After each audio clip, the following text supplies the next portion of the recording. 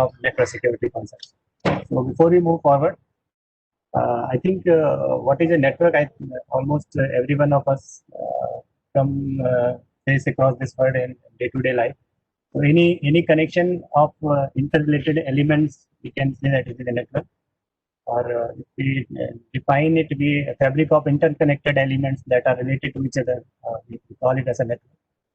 Group of common friends, we call it a friends network. That's like a group of connected computers or computer objects, we say it a computer network. So a computer network connects two or more computers with various devices in order to share resources among people and other computers. Just like routers, computers, printers, all these are make a computer network. So, what is the net? What we think of network security? We know about network. The next step is network security. So, if we think of security, I mean, following pictures may come to our mind. Any kind of physical security or any kind of security. These things. These are the day-to-day pictures that we come across. When we think of it, we think of that as a secured network or secured assets.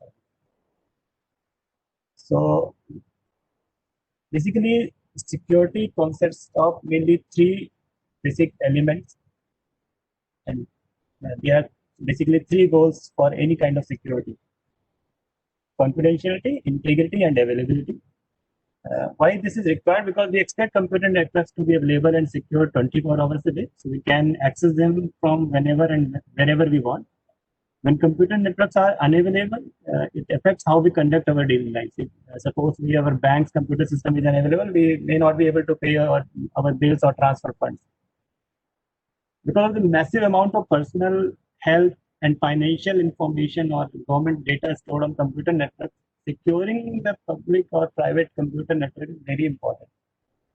So as a result, network security professionals build multiple layers of security, and so that they can secure the computer system to provide what is commonly known as CIA triads. This figure represents CIA triads: confidentiality, integrity, and availability. Any kind of network we come across, just like any kind of network, it could be a medical, it could be a government network. There are some records that are of prime target for cyber criminals. If you are a hospital, there are some PI information in a hospital management system. It could be a prime target by cyber attackers. Along with cyber attacks from cyber criminals or outsiders who want to attack a system, there are some internal threats also which arise from internally from international and unintentional access by employees or unauthorized users. This can arise from a malicious insider, just like a non-aware employee, or accidental deletion by an uninformed user. Because of this, it is critical to understand the system configuration and typical usage patterns. The pattern in which a normal user behaves on a computer network. So we can recognize potential security threats. In many cases, internal attacks are often accidental. So the best way to deal with them is through proper cyber security education and awareness. And basically, this is the main goal of this session also, so that every one of us are available with some of the basic concept of cyber security. So the basic goal of cybersecurity, we understood that it is just like any cybersecurity professional acts like a ticket collector at the cinema theater, who ensures that everyone who is going through the system is having proper ticket and no intruders get into the system. So we can say cybersecurity goal is just like for a basic understanding we can understand. So before we move forward, just take a quick knowledge check for every one of us to see what is CIA triad is.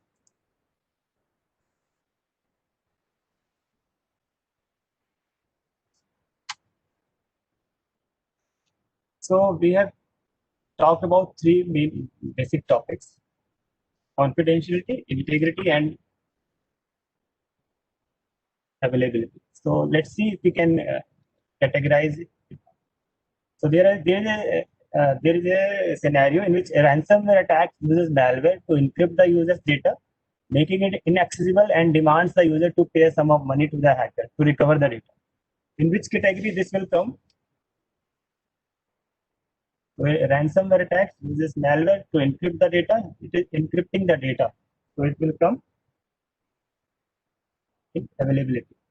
The data is not available, it's encrypted.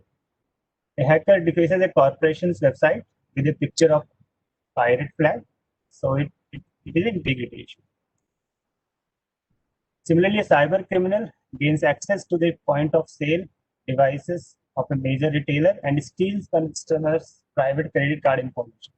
So this is a confidentiality issue. This is private data which has been compromised. A denial of service attack takes the government healthcare system offline, making it impossible for legitimate users to access the site to enroll a healthcare plan. So the site is unavailable, it means it is a availability issue. The cyber warrior acts as a government document that contains instruction on how to properly secure a nuclear reactor and changes the instruction in the document. It changes the instruction, so it is an integrity. Similarly, the other scenario is a hacker guesses a user's password from their social media profile and uses it to access their photos in the cloud. So it again a confidential. Let's check it. Yeah, perfect.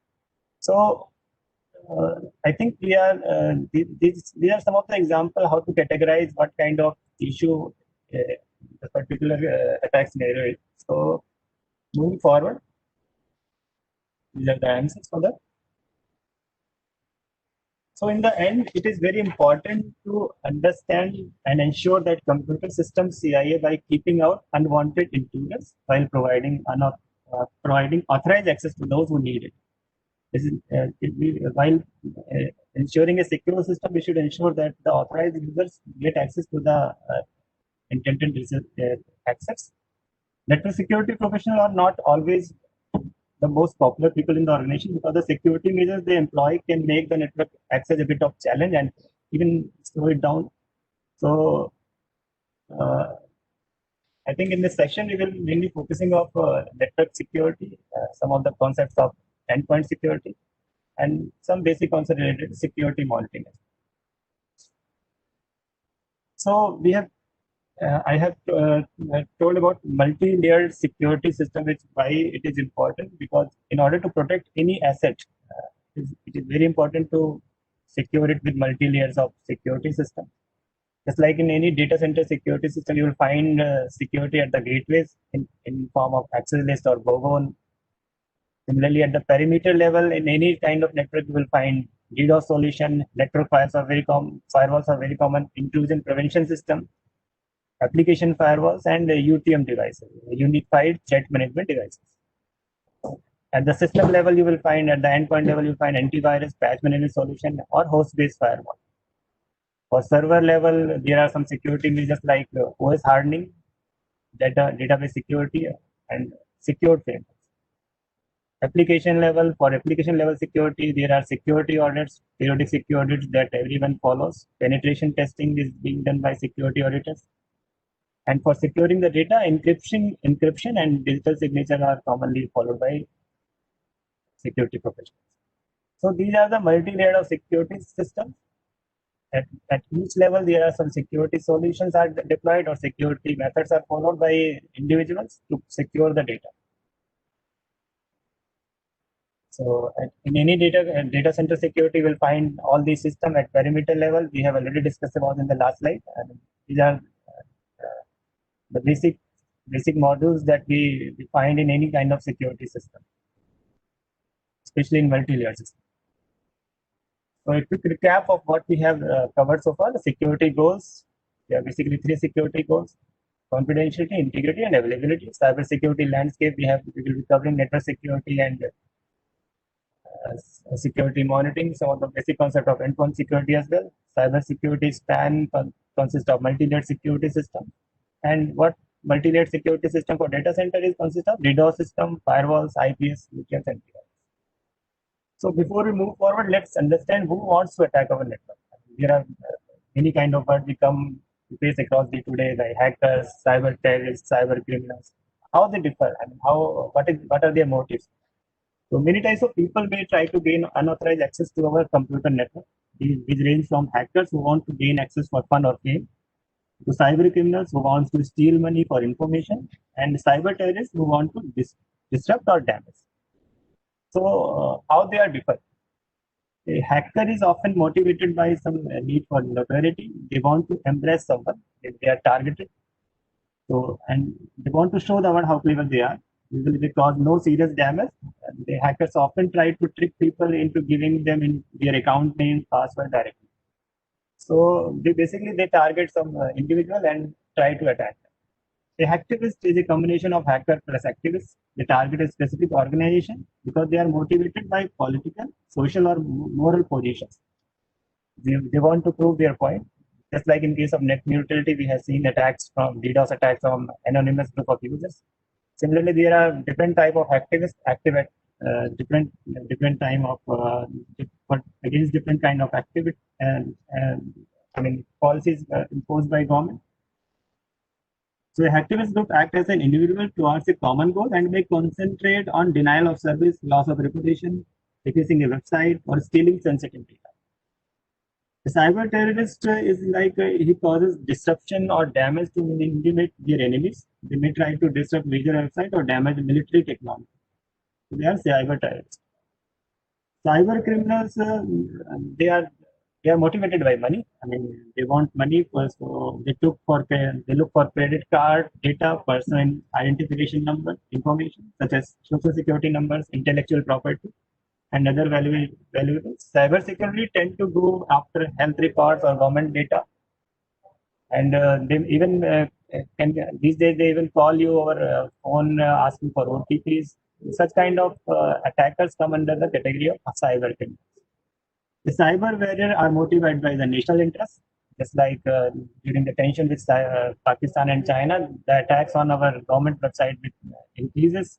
So such kind of attackers at that time they are motivated by some international goals or national goals. They are known as cyber warriors. Typical hackers, or we can say the normal cyber professional, they want to protect companies from digital attackers. Ethical hackers are trained to discover weakness in the system and report back to the organization so that proactive measures may be taken. So why we are discussing it because if you know the motive of any intruder or any attacker, we can focus on how to protect it. So that is why it is important to understand what kind of attackers could attack your network or organization, and be prepared for the proactive measures. So moving forward, what are some common attack methods that we come across day-to-day life in our day-to-day life? So a cyber attack is an attack launched from one or more computers against another computer, multiple computers or networks. Cyber attacks can be broken down into two broad types: attacks where the goal is to disable the target computer or knock it offline, or attacks where the goal is to get access of the target computer data and get admin privilege and cause damage. So, if we classify some basic cyber attack method, phishing comes at the top. It is a very old technique where cyber criminals or hackers craft emails to fool target audience into taking some harmful action. The recipient might be tricked into downloading malware, or it can be disguised as an important document. So, if you click that link or open that attachment, our sensitive information can leak. Many phishing emails are literally crude and emailed to thousands of potential victims, but some are very specifically crafted. Just like we want to attack DG of an organization, we will craft some email just targeting that particular person. And such kind of attacks are known as spear phishing mail. Phishing is a common email attack method where digital criminals tries to get the user to click on a link so that sensitive information can be released. To protect against phishing attacks, uh, it is important to not click such links or disable links in emails, enable spam filters at the email gateway, and additionally we should train our users or make everyone aware of such how phishing attack works. So I will show you a small before we move forward. Let me see. So this is an email where I found that it is phishing mail.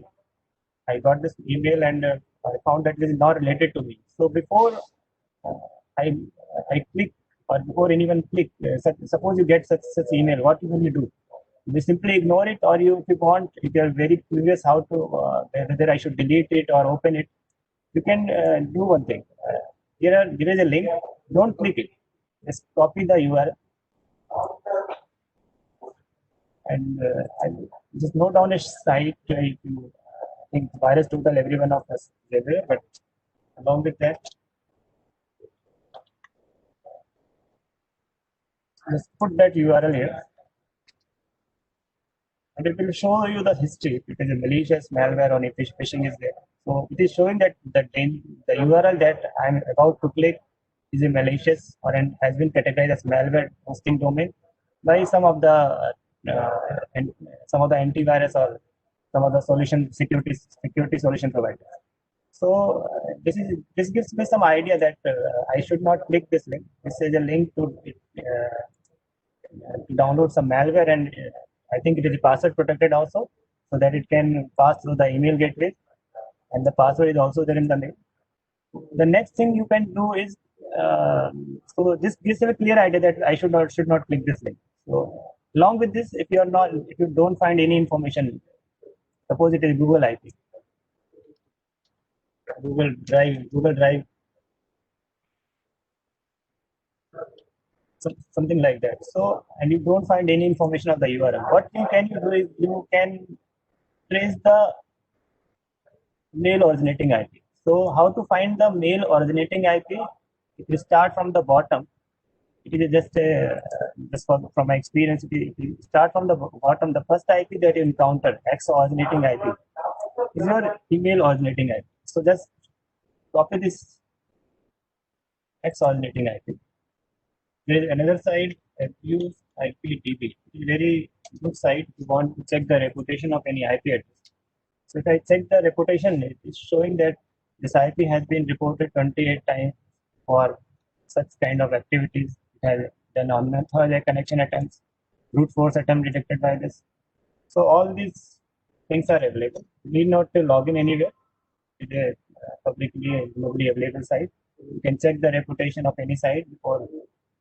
So these are some of the basic some basic tips how to deal with a phishing email. If you don't understand much with the content, just simply delete the mail. Don't need to do any kind of research or analysis. If you are curious how whether to delete on it, you can go. You can these are some of the uh, website name that you can note down, and the mail header you can find the start from the bottom. First IP that you encounter is your email header in normal cases. So this is how to deal with a phishing email.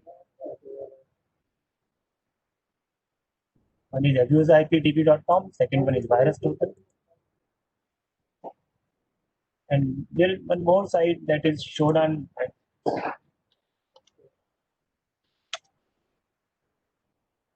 If you want to see what kind of services are running on a particular attacker, so it is saying that this is a server, attacker server, on which 22, 4, 5, 6, 7, and 7, 5, 4, 7 services are running.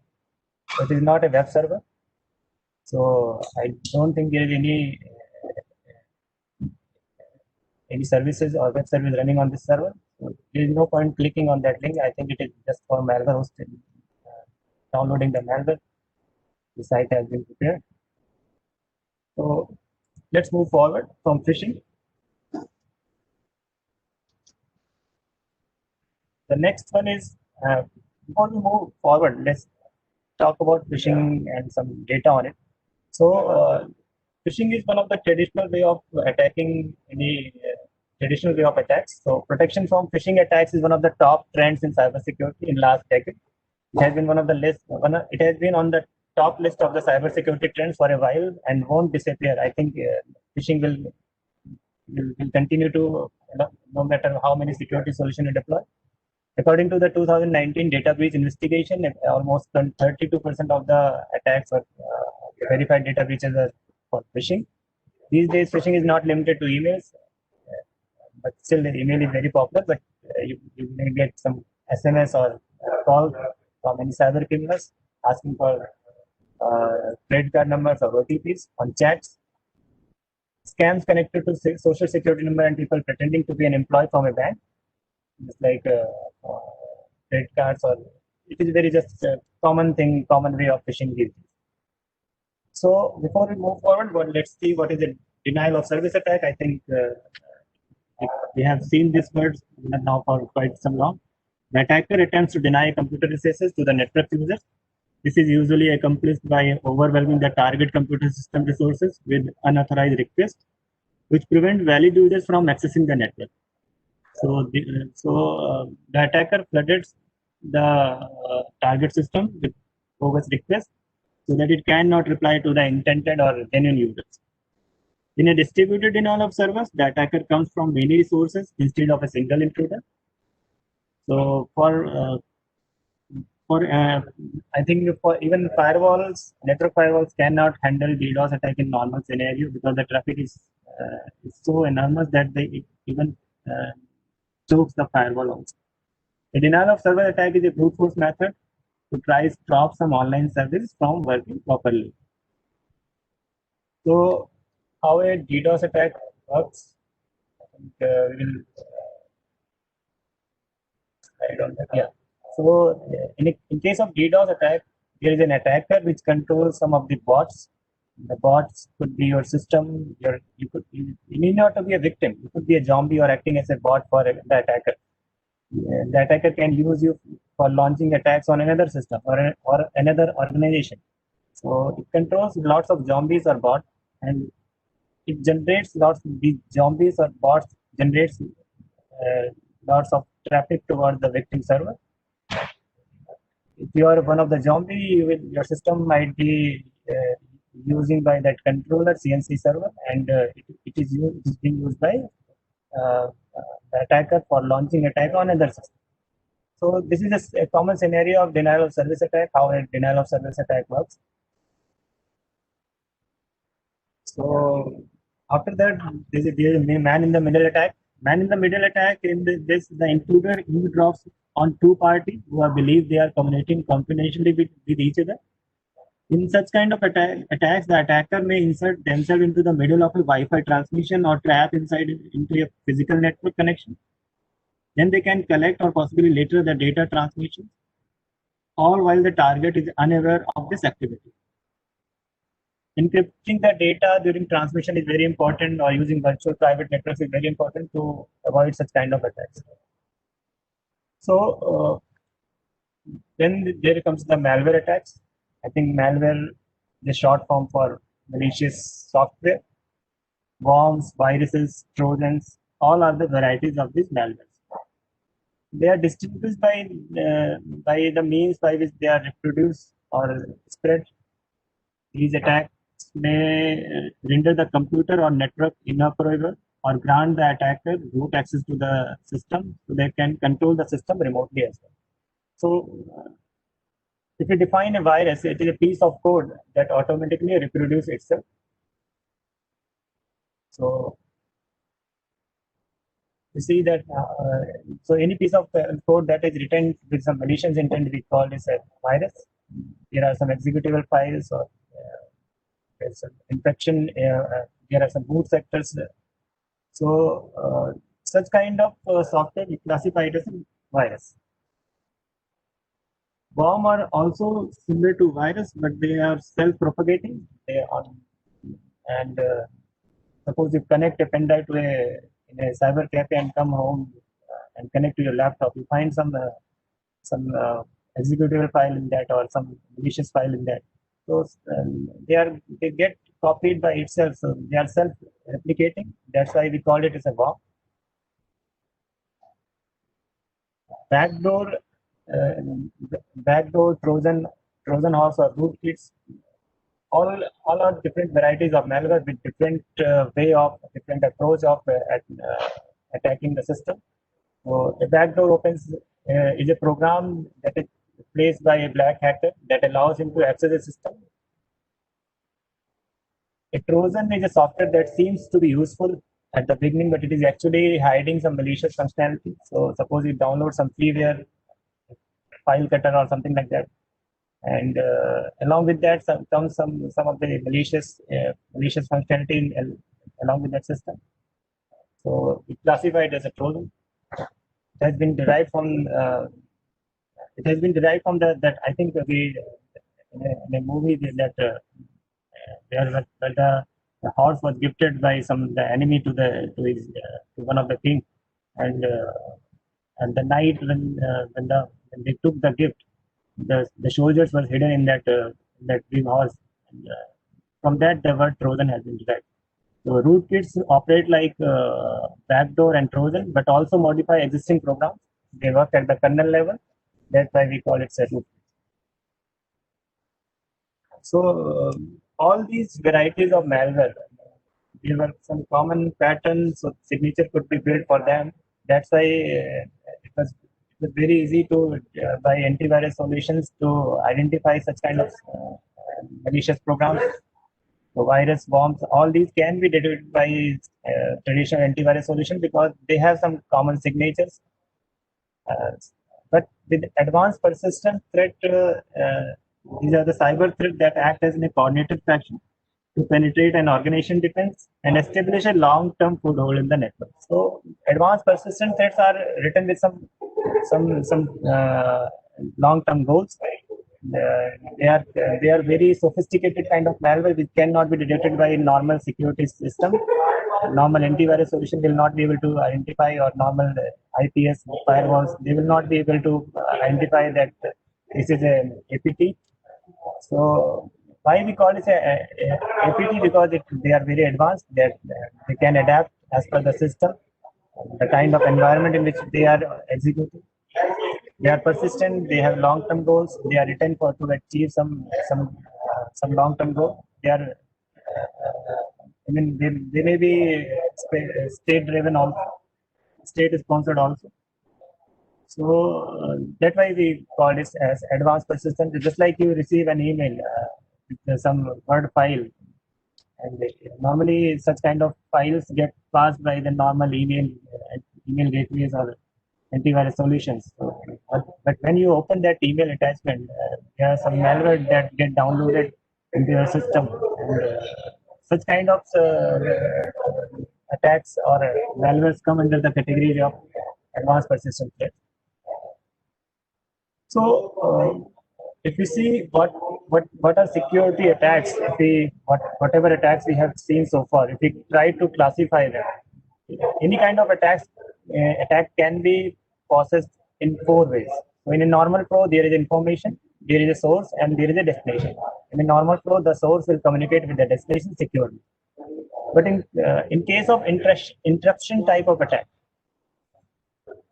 an asset become unavailable or unusable. This is called an attack on the availability or CIA track.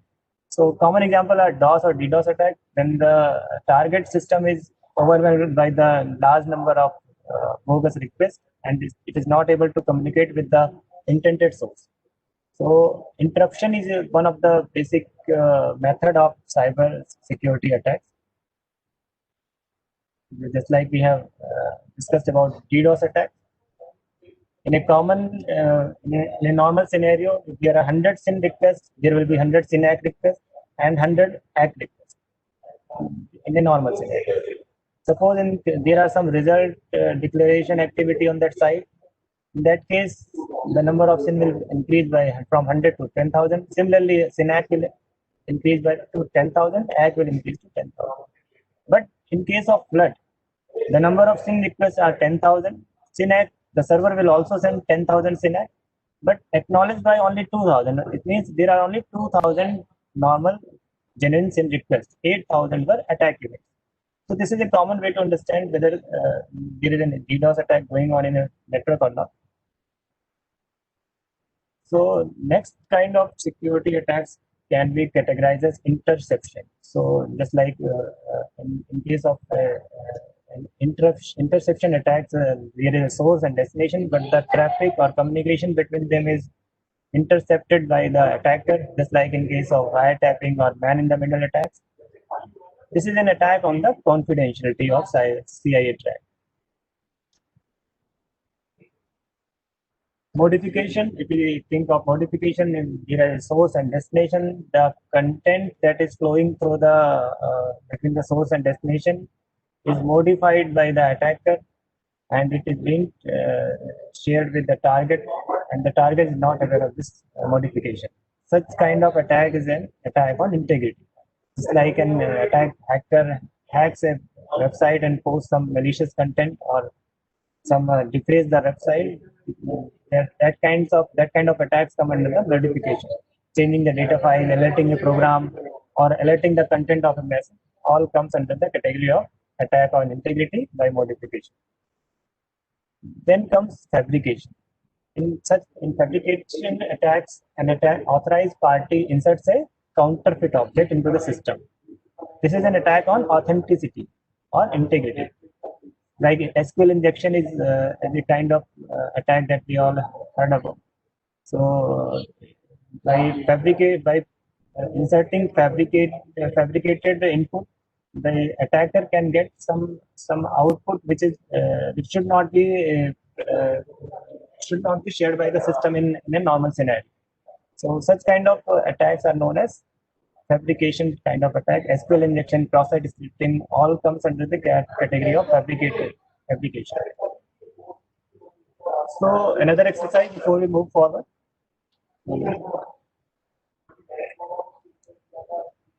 Let's try to classify this scenario.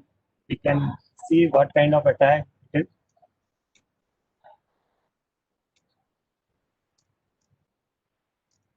is. It's taking some time, so let's try to match it. A malicious software such as computer viruses, worms, Trojan horse, or spyware that infect a computer network and allow hackers to compromise the confidentiality, integrity, or availability of the information. So malicious software is cybercrime in which users are contacted by email, phone, or text by someone posing as a legitimate institution in order to lure the user into providing sensitive data such as username or password or downloading malware. It is phishing. An attacker prevents legitimate users from accessing a network by flooding the network with traffic. This is it. A cyber criminal set up a Wi-Fi connection and lures a user to connect, then monitors their activity and intercept login credentials, payment information, and more. This is a man in the middle. Then a security hole in the software that has not been discovered by hackers but is not yet known to the software makers or antivirus vendor. This is a zero-day. So a zero-day attacks or zero-day are the vulnerabilities in the software that have yet to be fixed. The name arises because once a patch is released, each day represents fever, and fever computer opens to an attack. So a zero-day attack, in case of zero-day attacks, such kind of exploits are being used by the attacker for which patch has not been released by the service provider or by the system. So we submit it. Yeah. Okay, moving forward. Sources of infection. I think in any kind of security advisor, we come across this thing that how we can infect ourselves by random surfing, by opening email attachments from untrusted sources, clicking email web links, random downloading of audio or any freewares, unpatched operating systems and application software, sharing folders, infected CDs, pen drives, etc. And what are the mitigation steps? We talk about mitigation steps. These are some of the security solutions that we can deploy in our network, like firewalls, high intrusion prevention system, UTMs. We can encrypt our data, applying patches timely for operating system and applications, using secure networks, using VPNs for communicating from outside. Network segmentation. Segmentation is very important. Anti-malware software, knowledge of security breaches, and SIEM, security information and event management. This is required to understand the normal usage pattern and how it is getting different. So we will discuss uh, uh, one by one on each of these. So basically, the idea is the more safeguard that we are put in the system, the less likely an intruder is able to beat the network defense. So if we set appropriate account privileges to the users, devices, and software, it can access only those network access that are relevant to their job and needs. So that is why firewall IPS are very important, because to install firewalls and enable firewalls, which are proactive devices designed to prevent unauthorized entry to computer network, and they also permit legitimate access to the legitimate users. They are just like physical barriers, hardware devices, and software that combine to form proactive firewall layers. So, what is a firewall? Firewall is a device. Let me see. Yeah. So, firewall is a device which can either allow or deny a particular communication connection based on the set of rules that are defined on that particular system. So, these are the methods of defense: application controls, USB security policies, data leak prevention system, EDR, endpoint detection and response, and physical control. So, three aspects of security strategy are policy enforcement and audit assessment. Identify your assets, know the threats, minimize weakness, proactively secure the setting on the devices, protect data in transit and at rest. So, in the last slide, if you see that firewalls are very important to ensure that only authorized users are allowed the access to a particular asset. Similarly, encryption is very important for ensuring data security. Encryption is, we can say that it is a friend because it protects our data. Data during transit should be encrypted to avoid potential man in the middle track from obtaining sensitive information. If we store data at rest, I mean, if we encrypt data at rest, even then also the data is protected, because the ultimate goal of any kind of attack is to leak to steal data from our system. Either it is a rest or it is in transit. So encryption during transition and during at rest, it is very important. Even if we keep it in the backup, the data should be encrypted. So VPN, virtual private network, it uses a private virtual private. It is like an additional layer of protection if we are communicating to our critical resource from outside our network. The VPN should be used. The VPN is a secure private network that transmits data across a public network, but lets computing devices act as they are connected directly to a private network. VPN encrypts a network connection to protect network data. Along with that, applying security patches timely is very important. Secure network should be used. I mean, we should not connect to free Wi-Fi often to do some sensitive tasks or transfer our funds from our bank. These are some of the basic common practices that we should follow. Then network segmentation is also very important because we, we need to understand that there are some critical assets, then there are assets with some low criticality. So they should be segmented so that we can focus on the critical section of our network or the asset that needs more security. So implementing network segmentation that partitions the networks so asset with similar value and risks are protected separately. So that separate policies can be implemented for the asset with different level of security. In this way, if any segment of the network is breached, so even then also the attacker cannot reach to the other segment. So this is also one of the advantages of network segmentation. Then using anti-malware system or antivirus solution is very important so that our system is protected by some in real time.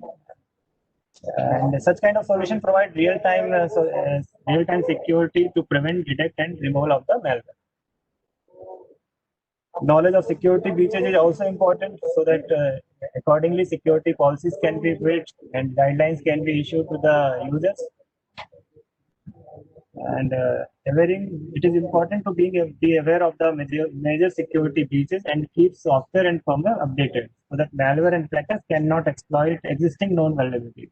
So suppose there comes, we are aware that just like in case of ransomware attack, immediately guidelines were issued. People were made aware that because of SMB vulnerability, such kind of ransomware attack is spreading. Accordingly, security measure was placed by the security professional and necessary action taken by all cyber security professionals so that their network is protected against such kind of threats. Then use of SIM was also important. SIM is information and event management software, and it is a centralized solution for managing computer system and logs. SIM software can monitor system for unusual activity and alert you about possible attacks. So suppose there is a system that normally communicates to the internet and downloads 10 MB of data per day. On a certain day, the data transfer from that system increases to 1 GB or 2 GB. So this SIM can alert you in such kind of scenario so that you can focus on that particular system and identify the reason. What is the reason why the system is generating so much traffic on a particular day? It could be a malware infection. It could be a false positive also. Depending on the scenario, necessary action may be imposed. Similarly, there are many kind of use cases. Rules can be written, reports can be generated, monthly reports can be submitted to the management from SIM. It is just like central log management solution and provides real-time log correlation, and when monitoring and management. So, in addition, users have to practice safe browsing. I think we all have gone through it. Security guidelines: not download from unsafe websites, not opening attachment from untrusted sources. So these are some of the basic guidelines for safe browsing. These are the method of defense that normally we follow. Only from device control, some device controls should be placed on a system so that only uh, the USB devices or any kind of pen drives that are allowed in this network can only be attached to the system. Application control is also very important because so that user cannot download any freeware from the network and install on their system. Imposing proper security policies is also very important. There should be data leakage prevention system so that it can alert if a system is leaking some information from the network to outside world. EDR is endpoint detection and response system, and there are some physical controls. So basically, there are three aspects of a cyber security strategy: policy, enforcement, and audit assessment. Security policy provides the framework that defines who and what can access the organization's technology and assets. The security policy also determines each person's security responsibilities. After a security policy is defined, it is not set in the stone. It can be changed whenever required. So since assets, requirements, technology, and risk changes over time, a security policy should be updated on a regular basis. So that is very important that even if it deploys some security policy, regular assessing of that policy and reviewing of that policy is very important so that we are matching with the speed with the attacks are prevailing. Similarly, beyond having security procedure and policy, we should know how to implement the security policy. Enforcement of firewalls, user authentication, network segmentation, virtual private networks, encryption, all are methods commonly used to enforce a security policy. After the security policy is imposed by any agency or any organization, the task of auditing and assessing begins. So suppose there is a network in which proper security policies are implemented and security policies are defined and implemented. The next step for any organization to have an audit team or assessment team, you can go to that particular location and audit the policy enforcement, how they are enforcing the policy, so that And any findings or any observations can be made by them to betterment of the particular system is also very important. So all these are very the three common aspects of imposing any security strategy in any organization. Along with that, identifying your asset is very important. These days, we have seen that the network are growing on such a rapid stage that we are not able to take track of the assets that are being added to our network. So it is very important to understand that all assets that need to be protected should be documented first. We should know whether what are our assets and which are required protection. Segmentation of network and segmentation of asset based on their criticality and severity is very important step. So identifying and categorizing your asset is very important step of security strategy. Then comes knowing the threats, what kind of threats a particular asset or system is susceptible to. It is very important so that because understanding who may want to view a company's confidential information or organization severe data, make unauthorized changes to the network environment, or even steal sensitive data helps defend against the cyber attacks. So that is why we should know that what kind of attackers or what kind of threats a particular network segment or network or particular asset is susceptible to. Then comes minimize the weakness. After identifying the asset, they need to be protected and what kind of threats they are susceptible to. It is very crucial to identify associated vulnerability. After knowing the asset and threats, we should know the vulnerability that can be exploited on those systems. Then proactively securing the settings on the devices. Network security engineers should ensure that each network device, such as a router or switch or any even a printer, adheres to the defined policy and guidelines, so that they are hardened and are not vulnerable to the known attacks at least. Securing the connection to the network devices is very important, also very important, so that the communicating devices, the data in transit is secure. Similarly, protecting the data in transit and address is important by imposing encryption at each level. I think network firewall, we have already discussed that it's just like a barrier which connects to different networks with different trust and different security levels. So firewall is a device which either allow a communication between two networks or deny based on the set of rules that are defined on it. In general speaking, a network firewall is just like a security guard sitting at the gate. You just check your identity card and allows you to enter the building.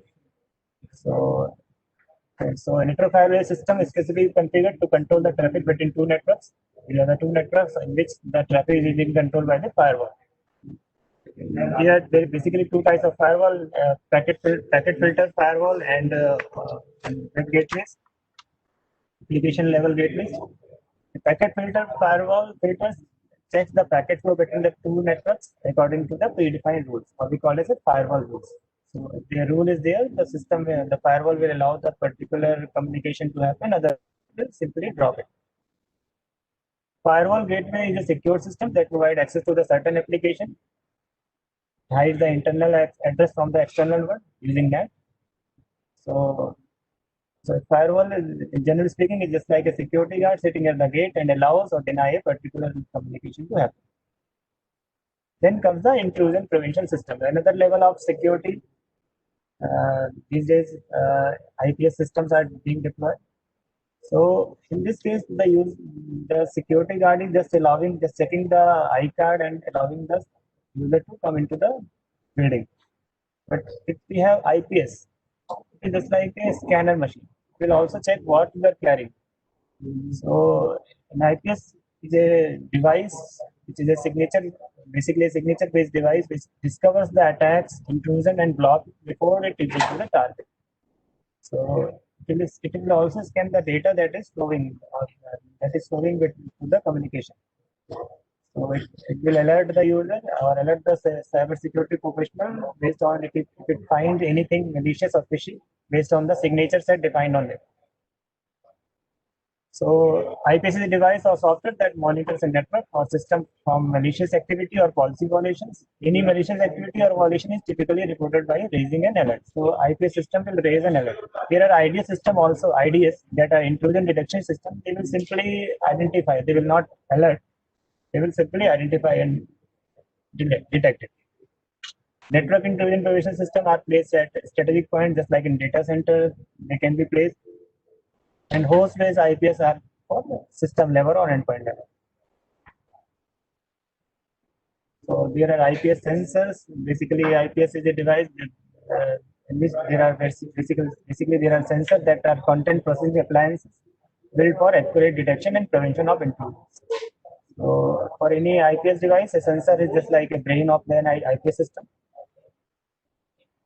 It checks the header and data portion of every network packet and looks for patterns that may indicate some malicious activity, and then it raises an alert. So it is IPS sensor is just like a packet examining appliance that examine the packet and alert for any malicious activity. This is basic functioning. How an IPS functions. Basically, there are some pattern matching. Based on some pattern, it may raise alerts. So if you define any UDS, user defined signature on a particular IPS system, you can give some pattern to identify there's like the word hack is there. It should raise an alert. It may raise that alert from that particular pattern. Then there are anomaly detection. On a suppose there is a port 80 service on which the data that is flowing is a FTP traffic, it may raise alert. That is an example of anomaly detection. Then there are threshold-based detection. So suppose if a system is communicating to 20 different targets in 10 seconds, it reaches to the threshold.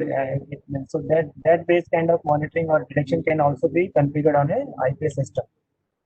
These all methods are combined to get the reliability and detection from IPS. Then IPS response is there, how it generates an alert. It may reset the TCP connection or quarantine the source or destination so that the user is not able to communicate to the malicious destination. Or it may block the attack packet before they reach the target. How signature are deployed can be in monitoring mode, just to monitor so that any signature that is deployed on a IPS system, it first put into monitoring mode so that we can check if there is any delay or any latency in the system, or are there any false positives because of that. After that, after some time, based on the policy or guide SOP defined, it may be put in the prevention mode. You should be aware of the false positive in case of IPS alerts. For taking action, before taking any action like blocking of any IP permanently, we should do some analysis before we do some major action on that alert. Can be deployed. IPS can be deployed in a inline mode, tap mode, or span mode. In inline mode, the traffic that is reaching through the router is being monitored inline, and the traffic that gets and the packet that is being treated as malicious get dropped inline. In case of tap mode, the tap copies all the traffic and send to the sensor, and sensor takes the action whether to drop it or not. Using port forwarding or port mirroring at the switch, we can do span code. So after IPS, there comes the UTM devices. The UTM is just like a complete bundle. It gives you a network firewall feature. It will also act as an IDS or IPS system. It also provides gateway antivirus solution. It has the capability of layer 7 monitoring. It does deep packet inspection. Web proxy, it acts as a web proxy and content filtering also. Data loss prevention system. It also provides some SIM functionality and VPN. So all these features come bundled into a solution. Then we call it a UTM. So the UTM can be used normally used for for a small network where the number of users is not very large. You can so for investment purpose, one can invest on a single box, and a single box can provide the feature of all kind of security that we have discussed. All layered security comes into one bundle that we call as a unified threat bundle. It provides web filtering, URL filtering. There is antivirus feature, can block the traffic containing virus at the perimeter level itself. Attack as the IPS blocks all the attack based on the IP signature at the perimeter level itself. SSL inspection is there, and does the application control. It can block some proxy applications, or suppose if you want to block YouTube in a particular network or particular group of users, it can be done using application control, or any particular application like Facebook or can be blocked by using application control, depending on the policy of that particular network. So a quick recap of what we have covered so far: DOS and DDoS attack. Based on traffic utilization, it can connection per second and concurrent connection. They take action, SYN attack, volumetric attacks. Then we have talked about network firewalls, IPS system, and UTM device. That is an all-in-one device. So before we move forward, there should be some cyber security framework that we should be having so that we can take some action to navigate to a cyber security program. So any kind of attack, if we say, can be classified into 5 major steps. Identify, if we are dealing with any kind of cyber attack, identify the attack, protect it, detect the attack, respond, and recover. So these are basically 5 steps that have been defined in NIST cybersecurity framework. The 5 functions of the NIST framework are desired outcomes of across organization from executable level, so that we can take actions and defined action for each step or each phase. So in case of identify the system, there should be some solutions should be placed so that we can identify known attacks, what kind of assets and what kind of users that need to be secured.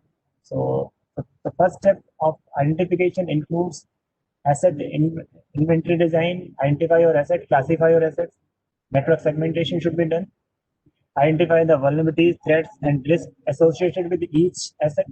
So a particular file, maybe a particular asset inventory may be prepared so that we can identify and classify each kind of asset, and along with the vulnerability that they are susceptible to.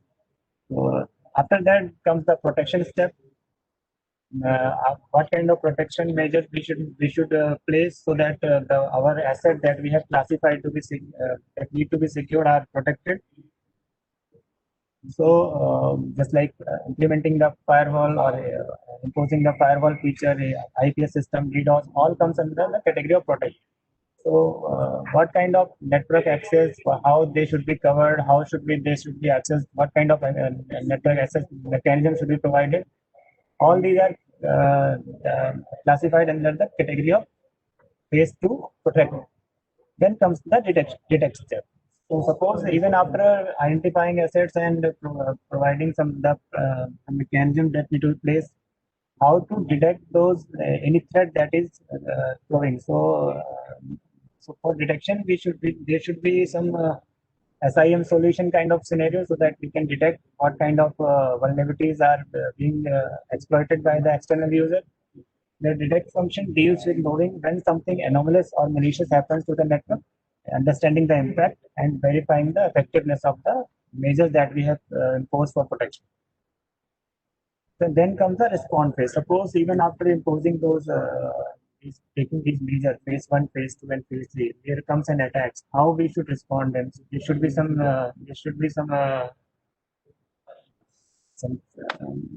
SOP should be prepared for that. How to respond to a cyber security attack? There should be some defined features with defined programs or process should be defined how to deal with a cyber attack. So such kind of suppose there comes a phishing attack. What actions you should take?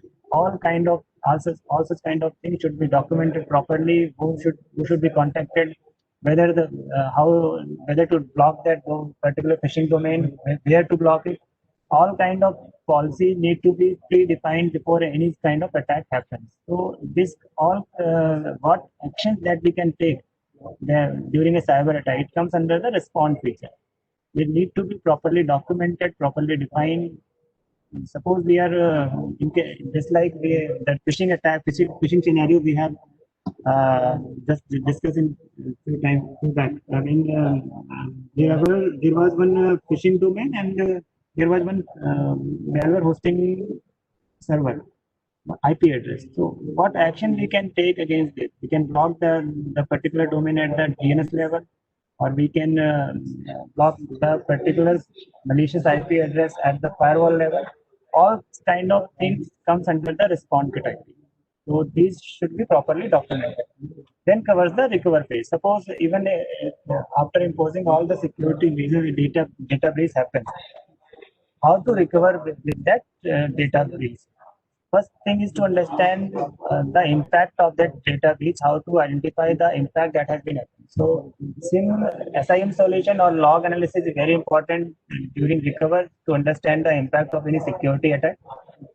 After knowing the impact, the necessary action for cleaning or for protecting may be taken.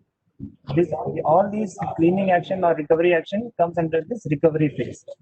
So basically, the cyber security framework uh, defines the 5 phases in which we can take, which can be defined proactively, so that in case of any cyber security attack, necessary action can be taken proactively.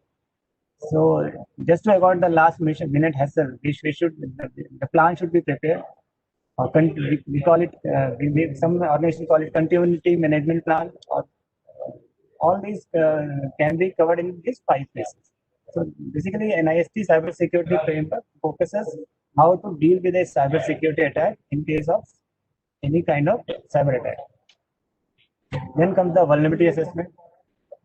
I think vulnerability is all of any weakness in the software that allows an attacker to reduce the system information. That is a vulnerability. So it can be intersection of these 3 elements: system accessibility or any flaw in the system, attacker's access to that flaw, and attacker's capability to exploit the flaw. So these are the basic. If we combine all these three, then comes the vulnerability intersection. So what kind of vulnerability assessment can be done by a security professional? There are network-based scans. A user can, cyber security professional can perform a network-based scan to identify what are the open or loopholes in the network, open ports in the network, any administrative port open in that particular network, or any critical server open from outside. So all kind of assessment can be done based on network-based scans. Then comes the host-based scan. On a particular host, what kind of services are running, that can be identified using some host-based scan can be performed for that. Then comes the wireless network scans. So wireless network scan in such cases focuses on the points of attack in the wireless network. It identifies the rogue access points, validates the network in a secure if it is securely configured or not. Then comes the application scan. It tests the website to detect known software vulnerabilities or any loophole in the particular application, reveals erroneous configuration in the network or web application. Then comes the data splash scan. It identifies the weak point in a database. It's like SQL injection or cross-site scripting. So, following things we will be discussing in the coming slides: SIM, network security audit, network monitoring, and infrastructure. So, SIM is a security information and event management solution. It's a device which can be used to provide real-time analysis of security alerts generated by application and network hardware. There are n numbers of security devices deployed in any kind of network, and all these network or all these devices, all these systems are generating a lot of logs. These logs are of very important to, because we can analyze the log, we can understand the usage pattern and take necessary action if you find anything malicious or any suspicious activity going in the network. So the SIM is a centralized server which collects all logs from all these security solutions, all these systems, and then based on the rules or defined on that particular SIM, it can generate some alert. Suppose there is a system in a data center which is configured to accept only 18443 traffic, HTTPS traffic. Some website is hosted on that server. But on a particular day, the system starts sending data outside. It starts communicating to outside server over port 22 or any kind of port. So such kind of alert can be generated by SIM that this system is not configured to connect outside, but it is trying to connect outside on an administrative port. So SIM can be configured to raise alerts for such kind of scenario. So SIM is a centralized solution for management of computer systems. SIM software can monitor system for unusual activity and alert about the possible attacks. This is a common diagram of SIM implementation. At the first layer, there are different kind of devices, different kind of systems, solutions, security devices. So the first function of any kind of SIM solution is to collect the log from n number of devices with different log method, different way of storing the logs. Suppose a system can generate log in syslog format, or it can be a database log. The first function of a SIM is to collect all these logs and normalize those logs in a common format. So if SIM connectors can be used for that, it collects the log and normalizes the log in a common event format. So at the second level, there are some loggers which collects with those logs. Which after processing of those logs in a common format, those logs get inserted into the logger so that it can be historically analyzed. And there comes a manager which can raise alert based on any phishing activity or any malicious suspicious activity that has been being observed by that system. So logger is for historical analysis, and ESM or any manager is for to analyze the logs and take based on real-time analysis. It can raise alert. So the function of SIM is to collect log from multiple sources, normalize it, store in logger for historical analysis, and store it on ESM for real-time analysis. So these are the basic function of SIM. Correlation, it correlates logs so that based on multiple events, it can generate alert. Monitoring of the based on the SIM, it also performs monitoring feature, analysis, and reporting feature is also provided by SIM. So network security audit, I think in case of networks, as a network security audit auditor, I have been doing these tasks as of reviewing the configuration of any. Suppose we go to any site for a network audit. First thing is that we collect the policies, procedures that are being followed by the organization, network diagrams, and then decide what kind of security breaches, what kind of security loopholes are there in the particular system and the procedure that are being followed by them. Then we review the configuration of the network security devices, analyze, we collect the log from security solution perimeter devices for 15 or 30 days, depending on the size of the log. Then we perform vulnerability analysis. We scan the system from outside, from internal network, so that we can identify the loophole in the network. Then we check about the security controls that are in place in the network, review the SOPs that I discussed. Then we do some internal penetration testing of the network as well by using some tools.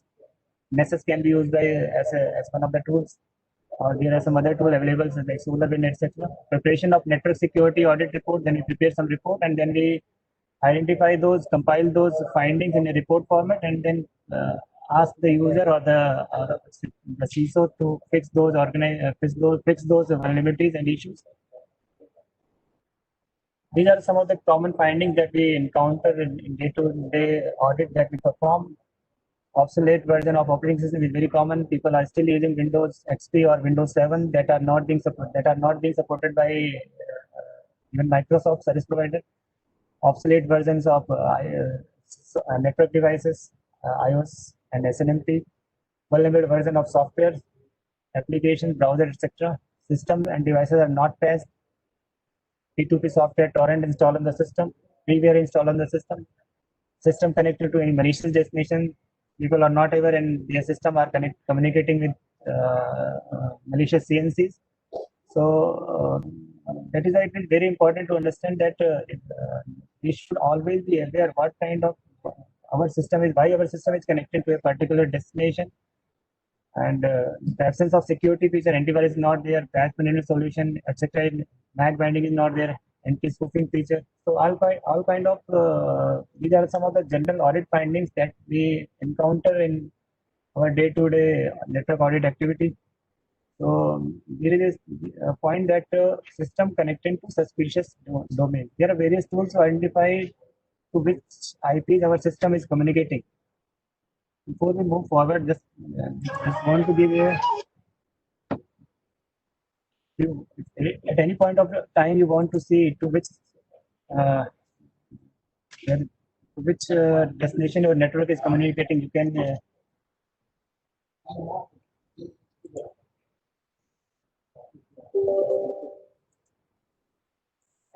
so there are tools available for that, but they are not.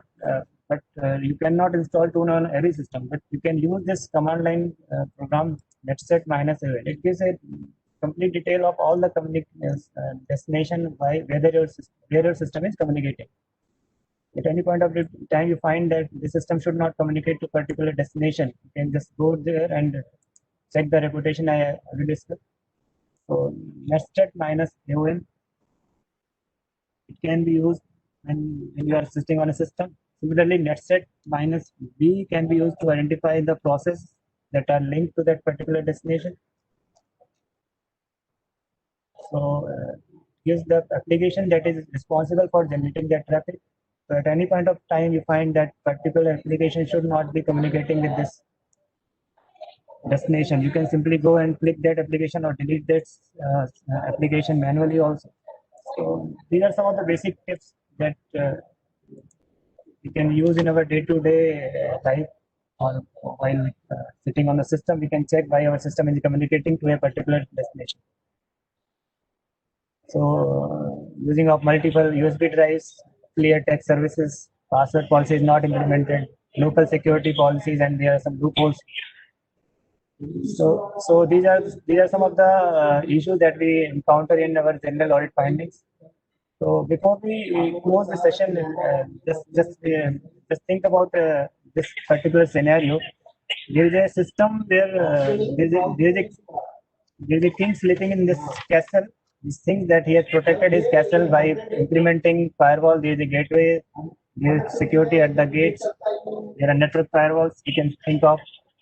Everything is protected, but the king has also many enemies. But the king sleeps in the castle, knowing that he has protected, and there is a watchman also in the guard the front gate, so that the castle is protected, and there is continuous patrolling going on. But on one day, one of the prince from in the castle opens a door and goes outside to meet one of his friends. So in this case, and one of the intruder opens it, sees this gate open and enters into the system. So the overall security of the castle is compromised by just opening a single gate by one of the internal users. So this is a very common scenario where the internal users just open backdoors for the attackers to open into the system and compromise the complete castle. A common unaware user can even can be responsible for the compromise of complete security breach. So this story illustrates why it is very important. Comprehensive monitoring of the intrusion is very important. Hacker, just like the enemy, can exploit the weakest link in the organization and in the security chain. They will not rely on the strong perimeter defense. That is why it is not to depend or bank on that. Once we have a perimeter security device in place, that our system is protected. We should continuously monitoring every packet that is entering into the system or going outside from our system. So that is why SIM is a very important tool to monitor the complete system and take actions if they find something open. Network security engine collects monitoring data, analyze it, and escalate the indication of intrusion. They try to monitor the entire network, which can be difficult in large organizations. So we can have a NAC system NAC solution plays to ensure that there is a network access control imposed in the system so that our devices are protected. So network monitoring, why it is very important, so that botnet infection or CNC callbacks can be detected, targeted attacks, DOS and DDoS attacks, phishing can be identified, policy violation, APTs, APT communication, P2P, all kind of software, all kind of malicious software can be identified. That way, network monitoring is very important. That's why we are using SIM. Cross-site scripting and skill injection are very common in application level threats. Security solutions like IPS and web application file raise alert for such kind of threats. And if we have some monitoring measures in place, we can take some action proactively so that both the intruder get into the system or application. Security information event management, we have talked about it. Real-time log correlation, historical log analysis, monitoring and alerting system, and provide central log management. These are the basic functionality of any SIM solution. So advanced persistent threat cannot be detected by traditional antivirus or security solution, but if we have a strong intelligent security information SIM solution in place, we can detect if it is to a certain limit. Then comes infrastructure administration, monitoring and management. So devices should be installed in high availability. All these are the basic way of implementing any any security in device in place. Authorized personnel shall be allowed to access the device. These are some of the guidelines for accessing or administrating a particular security appliance. So before we close the session, let's take a quick exercise to understand what we have done in this last session.